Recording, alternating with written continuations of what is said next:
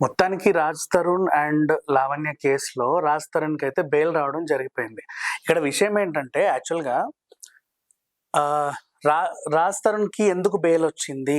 ఆయన ముందస్తు bail apply చేసినప్పటికి ఆయనకి ఎందుకు బెయిల్ వచ్చింది అంటే, లావణ్య పెట్టిన కేసు బలంగా లేదు. ఎందుకు లావణ్య పెట్టిన కేసు బలంగా లేదు అంటే, ఈ ఏ లాయర్‌నైతే లావణ్య నమ్ముకుందో ఆ లాయరే కొంప ముంచాడు.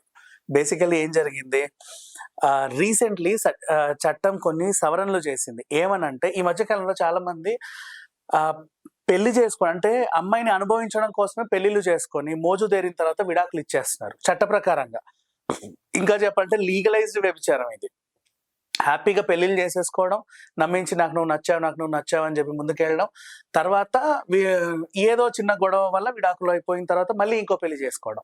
సో, లీగలైజ్డ్ వ్యభిచారం నడిచింది మొన్నటి వరకు. సో, రీసెంట్‌లీ చట్టంలో కొన్ని సవరణలు చేశారు. ఏమని? ప్రేమ పేరుతో కానీ, పెళ్లి పేరుతో కానీ ఆడపిల్లకి దగ్గరయ్యి ఆవిడకి మోసం చేస్తే కనీసం ఒక 10 ఏళ్ల వరకు జైలు శిక్ష ఉంటది. ఇంకా ఆల్‌మోస్ట్ ఆహ్, కొంచెం ఆ లెవెల్‌లోనే జరిమానా గూడా ఉంటదని చెప్పేసి వచ్చింది. మొన్న చట్టం వచ్చింది యాక్చువల్లీ 2024లో నాకు తెలిసి మొన్న మార్చ్‌లోనే వచ్చింది. సో, ఈ విషయాన్ని మర్చిపోయిన ఈ తెలివైన అతి తెలివి లాయర్ ఎవడైతే ఉన్నాడో లావణ్యకి సపోర్ట్ చేసే ఆయన, ముందు లావణ్య పెట్టిన కంప్లెయింట్ కరెక్టే. యాక్చువల్‌గా ఆ కంప్లెయింట్ ప్రకారంగెళ్తే ఖచ్చితంగా రాజ్ తరుణ్‌కి నిజంగా శిక్ష పడుద్ది. ఏమని పెట్టింది? 11 ఏళ్ళు నాతో ఉన్నాడండి లివింగ్ రిలేషన్‌షిప్‌లో. నన్ను పెళ్లి చేసుకుంటానని మోసం చేశాడు. పెళ్లి చేసుకుంటానని నమ్మించి నాకు 2 సార్లు అబార్షన్ చేశాడు. ఇదిగోండి రుజువు, ఇదిగోండి రుజువు 2 రుజువులు ఉన్నాయి ఆవిడ దగ్గర. మెటీరియల్ ఎవిడెన్స్ కోర్టుకు కావాల్సింది అదే కాబట్టి. నెక్స్ట్ ఆ తర్వాత మూడో ఇష్యూ ఏంటి?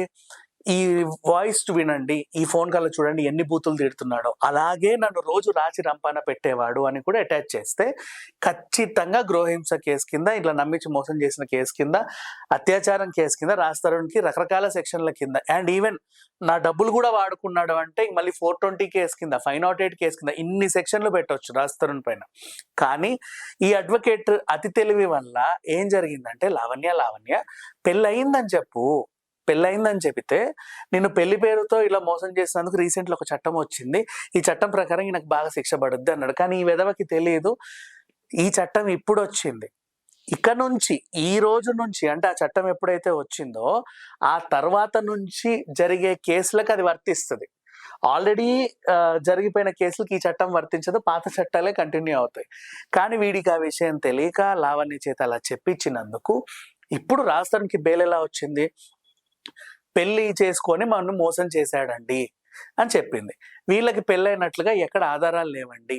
ఎవరైనా పెళ్లి చేసినటువంటి వాళ్ళు పురోహితుడో, లేకపోతే దగ్గరుండి పెళ్లి చూసినటువంటి బంధువులో, స్నేహితులో ఎవరైనా సరే చూసాము, అవును నిజమే అని సాక్ష్యం చెప్పిపించండి. లేదు, రిజిస్టర్ మ్యారేజ్ జరిగింది. వీళ్ళతో పాటు సాక్షి సంతకాలు ఎవరైనా చేశారా? వాళ్ళని ప్రవేశపెట్టి ఇది నిజమా కాదా చెప్పించండి. లేదు, దేవుడు సాక్షిగా గుడిలో పెళ్లి చేసుకున్నారా? ఏ గుడిలో చేసుకున్నారు? ఏ రోజు చేసుకున్నారు? అక్కడున్న ఎవరైనా సాక్షులతో ప్రవేశపెట్టండి. అది కూడా కాదు. గ్రాండ్ గానే పెళ్లి జరిగింది. మా కుటుంబంలోనూ మేము బాగా ఇదిగా తిరిగాము. ఇదిగోండి నల్ల పూసలు అని పెట్టాడు మొన్న లాయర్. దాని ప్రకారంగా చూసుకున్న కుటుంబ సమేతంగా గ్రాండ్‌గా పెళ్లి జరిగితే పెళ్లి శుభలేఖ ఉండాలి. ఇందులో ఏదైనా సరే మాకు సబ్మిట్ చేయండి అని చెప్పేసి ఆ జడ్జ్ అడిగితే, ఇప్పుడు నార్సింగి అంటే ఖచ్చితంగా నన్ను అడిగితే రాజేంద్ర నగర్ కోర్ట్ వస్తది. సో, ఆ కోర్టు పరిధిలో ఏం జరిగింది? అవతల వాళ్ళు ఎలాంటి సాక్ష్యాధారాలు పెట్టల. పైగా అడ్వకేట్ ఏమడిగాడు? మా దగ్గర అన్ని సాక్ష్యాలున్నాయి. మాకు 2 రోజులు టైం ఇస్తే తెచ్చిస్తాము. మరి ఇన్ని రోజులు ఏం చేశారు? కేసు పెట్టింది ఎప్పుడు? జూలై 5. ఈరోజు ఆగస్టు 9. అంటే ఆల్మోస్ట్ నెల కూడా దాటిపోయింది. టీవీలలో కూర్చొని ఇన్ని ఆధారాలు చూపిస్తున్నారు. ఫోన్ కాల్‌లు చూపిస్తున్నారు, ఇవి చూపిస్తున్నారు. కానీ ఇప్పటివరకు ఏ ఛానెల్‌లో కూడా ఇదిగోండి నా పెళ్లి శుభలేఖ, ఇదిగోండి మా పెళ్లైన వీడియో, పెళ్లైన ఆడియో, లేకపోతే పెళ్లైన ఫోటో అని ఎప్పుడు ఎక్కడా చూపించిన దాఖలాలు లేవు, చూపించలేదు. మరి ఇన్ని రోజులు లేనిది ఇప్పుడు కొత్తగా వస్తదంటే అది ఖచ్చితంగా సృష్టించినటువంటి ఎవిడెన్సే కాబట్టి దీన్ని మేము పరిగణలోకి తీసుకోలేము. మీ ఇద్దరికి పెళ్లైనట్టు ఎలాంటి ఆధారాలు లేవు. అందుకే ఈ అబ్బాయికి మేము బెయిల్ మంజూరు చేస్తున్నామని చెప్పి అతని తరపున లాయర్ ఎవరైతే ఉన్నారో మధు శర్మ చాలా న్యాయంగా అతనికి బెయిల్ ఇప్పించాడు. సో, ఇప్పుడు రాజ్ తరుణ్ కేసులో లావణ్య ఓడిపోయింది. రాజ్ తరుణే గెలిచాడు. అండ్ గెలిచాడు అనే విషయం కూడా మనం మాట్లాడడానికి లేదు. వై? బికాస్ ఎప్పుడు రాజ్ తరుణ్ పోటీ పడలా. కాబట్టి ఆయన గెలిచాడు అనే విషయం కూడా మనకు అక్కర్లా. అండ్ ఇక్కడ లావణ్య పరిస్థితి ఏంటి అంటే లావణ్య ఏం చేసింది, యాక్చువల్‌గా రీసెంట్‌లీ కోర్ట్‌కెళ్దాం అనుకుంది. నా గురించి అందరూ సోషల్ మీడియాలో తప్పుగా మాట్లాడుతున్నారు. వాళ్ళందరిని మాట్లాడొద్దని చెప్పండి. నా పర్సనల్ లైఫ్, నా వ్యక్తిగత జీవితానికి ఆటంకం కలుగుతుంది, భంగం కలుగుతుంది అని చెప్పేసి ఒక లెటర్ పట్టుకొనెళ్ళింది. కోర్ట్ ఏమనింది లాయర్‌ని, "అమ్మా మీ క్లయింట్ ఏదో తీసుకొచ్చాడు ఏంటి" అని ఆ లాయర్‌ని అడిగితే, "అవునండి. నా క్లయింట్ వ్యక్తిగత జీవితము భంగం కలుగుతుంది. అందరూ ఇష్టం ఉన్నట్టు మాట్లాడుతున్నారు" అన్నారు.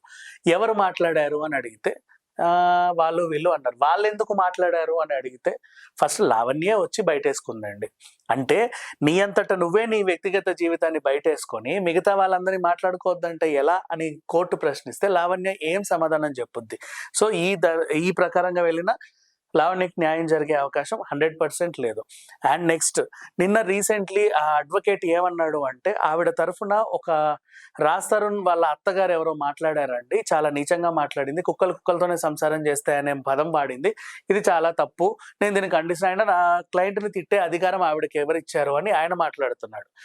ఒరేయ్ గాడిద! నీ క్లయింట్ ఈరోజు నీ క్లయింట్. కానీ ఆళ్ళు ఆల్రెడీ ఎప్పటినుంచో ఒక రిలేషన్‌లో తెలుసు. ఎంత కాదనుకున్నా, "ఏరా నా కడుపున ఎలా పుట్టావురా నువ్వు నాకే పుట్టావురా నీచుడా" అని ఒక తండ్రి కొడుకునన్నా కూడా పుట్టకుండా పోదు. కోపంలో 100 అంటారు. ప్రతి ఫ్యామిలీలోనూ మాట్లాడతారు. అండ్ ఆ పెద్దావిడ ఎందుకు మాట్లాడింది అంటే, రీసెంట్‌లీ బయటికొచ్చిన కొన్ని ఆడియోలు అవన్నీ, నాకు మగాళ్ళు కావాలి, నాకు అది కావాలనుంది, ఇది చేయాలనుంది, నేను డ్రగ్స్ ఇచ్చాను, ఇట్లాంటివన్నీ విన్న తర్వాత, ఇంట్లో ఆడోళ్ళే కాదు, బయట వాళ్ళే చెప్పులు చిప్పులతో తన్నే స్థితికొచ్చింది లావణ్య. ఇంట్లో ఉన్న పెద్దావిడ, "ఒసేయ్ నీకేం పోయే కాలమే" అని చెప్పేసి 100 మాటలు అంటారు.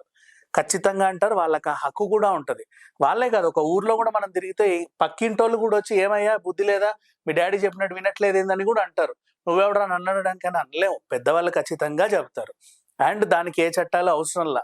ఈ అడ్వకేట్ గాడు ఎవడైతే ఇలా మాట్లాడాడో, వాడి కూతురు గనక నిజంగా ఇలా తిరిగితే అప్పుడు ఆ పెయిన్ అతనికి తెలుస్తది. ఈ పెద్దవాళ్ళని అనే కంటే కూడా బేసికల్లీ జరిగిందిది. ఇక లావణ్య విషయానికొస్తే, ఈమెని ఖచ్చితంగా లావణ్య చేసిన తప్పేంటంటే, డే 1 మెంటల్ హాస్పిటల్‌కెళ్ళుంటే ఇక్కడి దాకా వచ్చేదిలా కాదు లావణ్య. అంటే ఫస్ట్ నార్సింగి పోలీస్ స్టేషన్‌కెళ్ళి కంప్లెయింట్ చేసింది. తర్వాత టీవీకెక్కింది. ఈమె సమస్యకి పరిష్కారం దొరకల. ఎప్పుడు ఆగస్ట్ 1 కంటే ముందే లావణ్య ఏమనింది, "నాకు రాజ్ తరుణ్ అక్కర్లేదు" అనింది. నిన్న కాక మొన్న కూడా లైవ్‌లో ఉంది. నీకు ఎవరు వద్దు అన్నావు. నీకు మొన్నటిదాకా నువ్వు పోరాడిందేంటి? నాకు వాడు కావాలి, నాకు వాడు కావాలి, నాకు వాడు కావాలి. మాకు కూడా ఓకే. ఓకే. నువ్వు కొన్నాళ్ళు తిరిగావు, వాడు కావాలనుకుంటున్నావు. మంచిదే విషయం, తప్పేం లేదు. ఎప్పుడైతే నువ్వు వద్దు అనుకున్నావో, ఎందుకు ఆ కేసు రిటర్న్ తీసుకోలేదు, నాకు వాడు వద్దండి అని? అదలాగే ఉంచావు. అయినా మళ్ళీ టీవీ ఛానళ్ళకెక్కి ఏవేవో వాగుతున్నావు. అంటే నీకేం కావాలి? నీకు ఇంకేదో కావాలి. అది ఏంటి? దానికంటూ ఒక క్వెషన్ మార్క్ ఏస్తే అది ఏంటి? పోనీ విల్లా కావాలా? ఇవ్వడానికి ఆయన రెడీగానే ఉన్నాడు. డబ్బులు కావాలా? ఇవ్వడానికి ఆయన రెడీగానే ఉన్నాడు. ఇంకేం కావాలి? దానికి మించి ఇంకేం కావాలి? వాడినేమైనా చంపేస్తావా? అది కూడా చెప్పు, ప్రాబ్లమ్ ఏం లేదు. కానీ నువ్వు వద్దు అన్న తర్వాత కూడా నువ్వు దాన్ని కంటిన్యూ చేస్తున్నావంటే నీకు ఇంకేదో కావాలి. అది ఏంటి అనేది నీకే క్లారిటీ లేదు. అది ఏంటి అనేది అందరికీ క్లారిటీ వచ్చింది. ఏంటంటే, లావణ్య టీవీ ఛానల్‌కి ఎక్కే బదులు, పోలీస్ స్టేషన్‌కెళ్ళే బదులు ఒక్కసారి అట్‌లీస్ట్ వన్స్ మెంటల్ హాస్పిటల్‌ని విజిట్ చేసుంటే, ఈరోజు లావణ్యకి ఈ ప్రాబ్లమ్ వచ్చుండేది కాదు. ఎందుకంటే ఆమెకుంది మానసిక స్థితి. ఇప్పుడు అందరూ కూడా ఇప్పుడేంటి లావణ్యని నాశనం చేయాలనో, కోర్ట్‌లో లావణ్య ఓడిపోయింది, ఆమెకు శిక్ష పడాలనో కూడా అనుకోవట్ల. జాలి పడుతున్నారు. ద ఓన్లీ రీజన్, ఆ పిల్ల మెంటల్లీ డిజార్డర్. ఇప్పుడు రేపటి రోజు వచ్చి నరేంద్ర మోడీ నన్ను మోసం చేశాడని కూడా చెప్తది లావణ్య. నమ్ముతారా? దాని మీద కేసేస్తామా? ఏయలేము. అండ్ లేపు చెప్పండి, ఇందిరాగాంధీ వచ్చి నన్ను వాత పెట్టింది అంటది. ఎక్కడి నుంచి వచ్చింది? ఎలా పెట్టింది? ఈవిడ పెడతది కేసు. అంటే ఇలాంటి వాళ్ళు ఎవరి మీదైనా ఎలా అయినా కేసులు పెడతారు, మానసిక స్థితి బాలేని తరుణంలో. అలాంటి వాళ్ళని, అంటే వాళ్ళ మానసిక స్థితి ఏమైంది? పాపం డ్రగ్స్ తీసుకొని ఏదో రకంగా అటు మనిషి కాకుండా, ఇటు జంతువు కాకుండా, మధ్యలో ఇంకేదో కాకుండా తయారై కూర్చుంది.